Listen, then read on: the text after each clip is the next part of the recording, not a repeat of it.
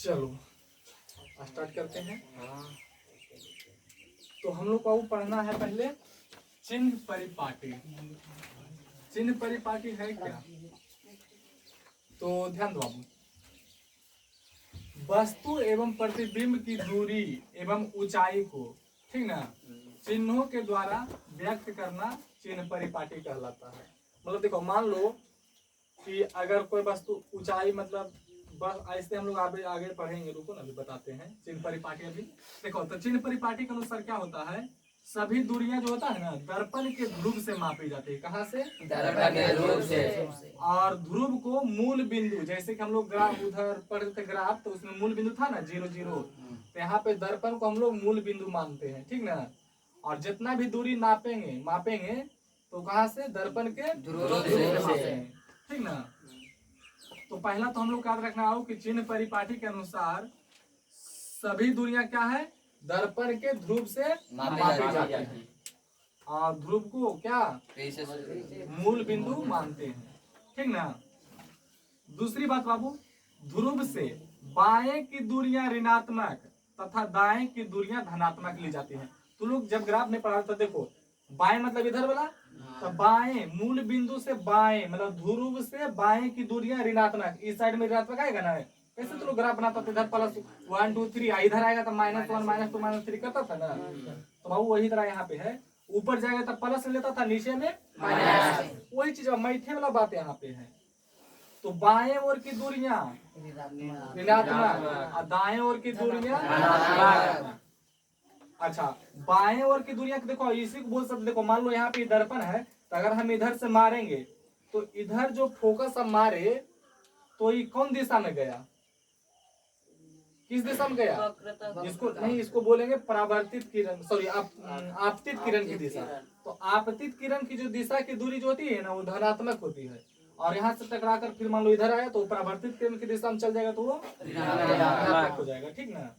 तो हमको उससे नहीं मतलब है ऋणात्मक आपतित परावर्तित, ठीक ना। हमको सीधे याद रखना है कि मूल बिंदु से मतलब दर्पण के ध्रुव से बाएं ओर की दूरी रहेगा तो ऋणात्मक, दाएं वाला धनात्मक।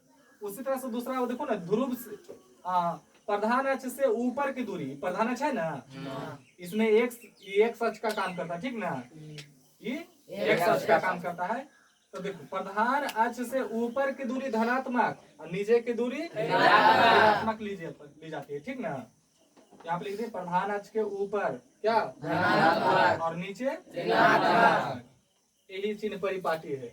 तो चिन्ह परिपाटी में है कुछ नहीं, इसमें सीधे हम लोग को याद रखना है 2-3 को पॉइंट कि चिन्ह परिपाटी के अनुसार सभी दूरियां दर्पण के ध्रुव से मापी जाती है ना। और दर्पण के ध्रुव को मूल बिंदु माना जाता है। पहला हो गया। दूसरी बात कि दर्पण के ध्रुव से बाएं ओर की दूरियां ऋणात्मक और दाएं ओर की दूरियां धनात्मक ली जाती हैं, ठीक। और तीसरी बात, प्रधान अक्ष से ऊपर की दूरियां धनात्मक और नीचे की दूरियां ऋणात्मक ली जाती है। चिन्ह परिपाटी में ये 3 को बात याद रखना है, ठीक ना। और इसमें कोई खास बात नहीं है। अब देखो, चिन्ह परिपाटी के अनुसार देखो, अब हम लोग देखते हैं, अगर अवतल दर्पण या उत्तल दर्पण में देखेंगे तो देखो, अवतल दर्पण हम लोग इस तरह से पारते थे। कहाँ पे कहते हैं, थोड़ा सा देखो, कहीं पे यहीं पे थोड़ा सा दिखाते हैं, ठीक ना। अवतल दर्पण इस तरह था ना। तो देखो, ये मान लो अवतल दर्पण हुआ, यहाँ पे इसका ध्रुव हुआ, तो अवतल दर्पण में इसका वक्ता केंद्र इधर होगा, फोकस दूरी इधर होगा, फोकस होगा ना वो। तो देखो, तो वक्ता त्रिज्या भी और फोकस दूरी भी दर्पण के ध्रुव से इस साइड है, तो बताओ ऋणात्मक होगा। लेकिन मान लो उत्तल दर्पण रहता ऐसा, उत्तल दर्पण है बाबू, तो इसका ध्रुव यहाँ पे होगा, वक्ता त्रिज्या किधर होगा? इधर होगा, फोकस दूरी भी उधर होगा। तो बताओ, इससे उधर है तो धनात्मक की ऋणात्मक? धनात्मक। तो वही चीज हम लोग को याद रखना है कि अवतल दर्पण की फोकस दूरी तथा वक्रता त्रिज्या ऋणात्मक होती है। अवतल के ऋणात्मक और उत्तल के धनात्मक। उत्तल दर्पण की फोकस दूरी तथा वक्रता त्रिज्या धनात्मक होती है। तो ये 2 बात को हम लोग को याद रखना है चिन्ह परिपाटी के अनुसार। देखो, इधर तो हम लोग देखेंगे, और दर्पण में बोलेंगे कि अवतल दर्पण की फोकस दूरी तथा वक्रता त्रिज्या ऋणात्मक होती है। कैसे जाता है समझ गया ना। अवतल दर्पण मान लो अवतल दर्पण है, तो देखो इससे इधर है, उसका फोकस दूरी और वक्रता त्रिज्या अवतल दर्पण में जो होता है बाएं तरफ होता है, इसलिए ऋणात्मक हो जाएगा, और जबकि उत्तल दर्पण में दाएं तरफ होता है ध्रुव से, है ना, इसलिए धनात्मक हो जाता है। तो हम लोग को पहला बात क्या देखना है, अवतल दर्पण की फोकस दूरी तथा वक्रता त्रिज्या ऋणात्मक होती है, और उत्तल दर्पण की फोकस दूरी तथा वक्रता त्रिज्या कोई दिक्कत? अच्छा, हमको ये बताओ, मान लो कोई दर्पण है, कोई भी मान लो दर्पण है, तो वस्तु को कहाँ रखेंगे, उसके सामने रखा जाता है, तो सामने मतलब उससे बाएं रखेंगे, तो बाएं रखेंगे तो वो भी ऋणात्मक हो जाएगा। तो वस्तु दूरी को भी बाबू हमेशा ऋणात्मक ले आता है, वस्तु दूरी को हमेशा देखो क्या लिखा हुआ, वस्तु को हमेशा दर्पण के बाएं रखा जाता है, अतः वस्तु दूरी हमेशा ऋणात्मक ली जाती है, वस्तु दूरी को ऋणात्मक। अगर मान लो बाबू प्रतिबिंब, मान लो यहाँ पे हम वस्तु रखें और प्रतिबिंब यही साइड बन गया, तो वो भी ऋणात्मक हो जाएगा। अगर प्रतिबिंब दर्पण के पीछे बना तो वो धनात्मक हो जाएगा। मतलब ध्रुव से हम लोग तुलना करेंगे कि ध्रुव से उधर धनात्मक, बाएं ऋणात्मक, ऊपर धनात्मक, नीचे ऋणात्मक, ठीक ना। अब हम लोग देखेंगे दर्पण सूत्र। तो दर्पण सूत्र होता है, देखो ना, 1/v प्लस 1/u बराबर 1/f, 1/v प्लस 1/u बराबर 1/f, 1/v प्लस 1/u बराबर 1/f, 1/v प्लस 1/u बराबर 1/f, 1/v प्लस 1/u बराबर 1/f, 1/v प्लस 1/u बराबर 1/f। तो बाबू एकदम भी आया, ऑब्जेक्टिव में भी पूछता है और इससे सब्जेक्टिव भी बनता है क्वेश्चन, ठीक ना। तो दर्पण सूत्र क्या है, तो 1/v प्लस 1/u बराबर 1/f। जहाँ बाबू देखो ना v u f के बारे में बताते हैं, तो देखो u जो होता है वो वस्तु दूरी होता है, अब v प्रतिबिंब और f तो जान में करते हैं, है ना। तो u v में थोड़ा सा तो लोग कंफ्यूजन रहेगा। तो देखो, अच्छा बिना वस्तु के प्रतिबिंब बनेगा? पहले वस्तु हम यहाँ पे खड़े हैं तब तो हमारा इमेज बना, प्रतिबिंब बन रहा है। अगर हम यहाँ से हट जाए तो ये प्रतिबिंब बनेगा? तो हम बोल रहे हैं तो वो बोल रहा है, बोला ना। तो ये क्या है, प्रतिबिंब है। तो अच्छा पहले u की पहले v, पहले u, तो पहले वस्तु की पहले प्रतिबिंब, पहले वस्तु तो पहले u, इसलिए वस्तु, तो u वस्तु अभी प्रतिबिंब, ये तो जान में करते थे बाबू।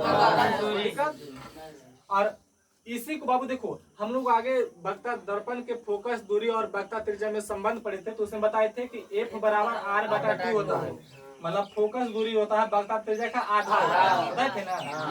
तो यहाँ से अगर हम इसको यहाँ पे रखेंगे तो देखो 1/v प्लस 1/u बराबर 1/, f को क्या लिख सकते हैं, r/2 लिख सकते हैं ना। यही जब बटा में है तो इसको उलट देंगे तो हो जाएगा 1/v प्लस 1/u बराबर 2/r। तो यहाँ से कभी कभी ना दे देगा इनमें से कौन दर्पण सूत्र है, दे देगा इहू वाला और दे देगा इहू वाला। अब एगो में दे देगा, सी में दे देगा दोनों, इनमें से कोई नहीं, तो कौन हो जाएगा, इहू है इहू दोनों है। तो इसलिए हम लोग को दोनों सूत्र याद रखना है, 1/v प्लस 1/u बराबर 1/f और एगो 1/v प्लस 1/u बराबर 2/r।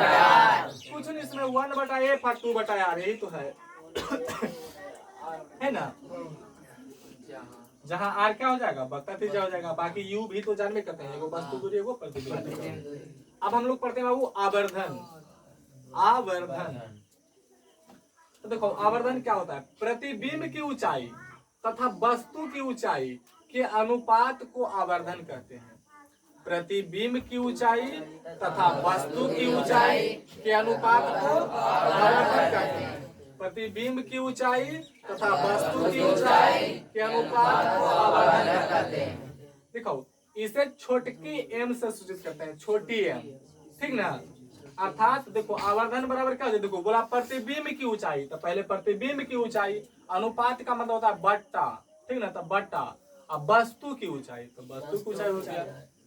इसी को हम सॉल्व करने लिख सकते हैं m बराबर h'/h। जहाँ देखो हम h हो गए, मेरा ऊंचाई जो हुआ ना h हुआ, और का हुआ h' हुआ, इधर जो बोर्ड में बन रहा है मेरा तो h' हुआ, वो प्रतिबिंब की ऊंचाई है, और मेरा जो हाइट है ये h है, वस्तु की ऊंचाई, ठीक ना।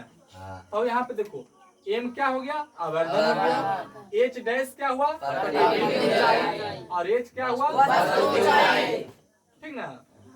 तो ये फार्मूला भी याद रखना है, ठीक ना। अब नोट में 3 को यहाँ पे लिखा हो, इसको थोड़ा सा याद रखना। देखो पहला बाबू कि आवर्धन का मान यह बतलाता है कि प्रतिबिंब वस्तु का कितना गुना है। आवर्धन का मान यह बतलाता है कि प्रतिबिंब वस्तु का कितना गुना है। जैसे मान लो कि हम बोले कि मेरा जो प्रतिबिंब बन रहा है इसका आवर्धन 3 है, आवर्धन 3 है। तो इसका मतलब हुआ बाबू कि मान लो हम जैसे कि 6 फीट के हैं तो ये प्रतिबिंब जो है क्षेत्रीय 18 फीट के होगा, ठीक ना। हाँ, आवर्धन चूंकि बताता है कि प्रतिबिंब कै गुना है, ठीक ना। आवर्धन का मान बतलाता है कि प्रतिबिंब कितना गुना बना है। अगर मान लो प्रतिबिंब 2 है तो इसका मतलब 2 गुना, अगर हम 5 फीट है तो ये हो जाएगा 10 फीट, ठीक ना। तो आवर्धन का मतलब क्या होता है कि प्रतिबिंब कै गुना बना है, ठीक ना। अच्छा, आवर्धन का मान यह बतलाता है कि प्रतिबिंब वस्तु से कितना गुना बड़ा या कितना गुना बना है, ठीक ना, वस्तु का कितना गुना बना। आगे दूसरा बाबू याद रखना है कि आवर्धन का ऋणात्मक मान। देखो आवर्धन का ऋणात्मक, देखो तू लोग कैसे होता है प्रतिबिंब, देखो तू लोग ऐसे करके देखा होगा। मान लो यहाँ पे प्रधान अच्छा बाबू, अगर मान लो आवर्धन मतलब नीचे किया गया है, एगो ऊपर किया गया है, तो देखो अगर आवर्धन नीचे किया आएगा तो ऋणात्मक हो जाएगा, और ऊपर की होगा तो धनात्मक होगा ना। प्लस एम और माइनस एम। तो देखो आवर्धन का जो ऋणात्मक मान होता है वो उल्टा प्रतिबिंब को दर्शाता है। उल्टा मतलब वास्तविक होता है ना। तो उल्टा प्रतिबिंब को बोलेगा, ऑब्जेक्टिव आएगा कि आवर्धन का ऋणात्मक मान बतलाता है वास्तविक प्रतिबिंब को, काल्पनिक प्रतिबिंब को, सीधा प्रतिबिंब को, इस तरह बोल रहे, ठीक ना। तो किसको बताता है? उल्टा प्रतिबिंब को, यानी वास्तविक प्रतिबिंब को। उल्टा मतलब वास्तविक, है ना। और धनात्मक मान सीधा प्रतिबिंब को, अर्थात आभासी प्रतिबिंब को, यानी काल्पनिक प्रतिबिंब को। तो देखो यहाँ पे हम लोग को 3 पॉइंट याद रखना है। पहला तो आवर्धन का मान क्या बतलाता है कि प्रतिबिंब जो है वस्तु का कितना गुना है। दूसरा वो आवर्धन का जो चिन्ह होता है, तो अगर आवर्धन का चिन्ह ऋणात्मक में है तो हम लोग बोलेंगे कि प्रतिबिंब उल्टा बना है और वास्तविक बना है। और अगर आवर्धन का मान धनात्मक में आ जाएगा, प्लस में आ जाएगा, तो बोलेंगे कि प्रतिबिंब जो है सीधा बना है, यानी आभासी या काल्पनिक बना है, ठीक।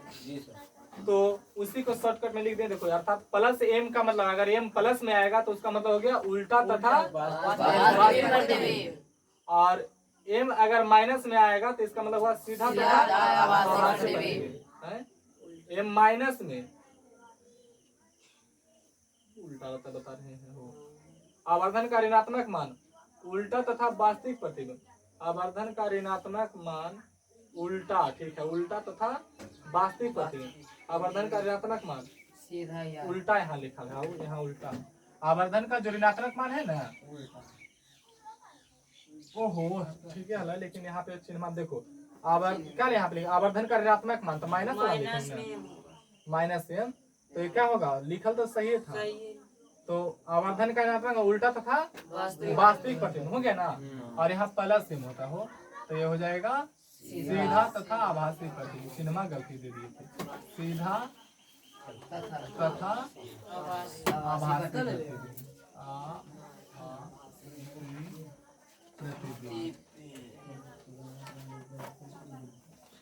तो माइनस को प्लस, प्लस को माइनस, आप चिन्ह बदल लेना, चिन्ह मिस्टेक कर गए। तो देखो यार आवर्धन का ऋणात्मक मान था, हम यहाँ पे धनात्मक दे दिए थे। तो द एंड हो गया बाबू, ये चैप्टर आज से हम लोग का कंप्लीट हो गया। सोनू।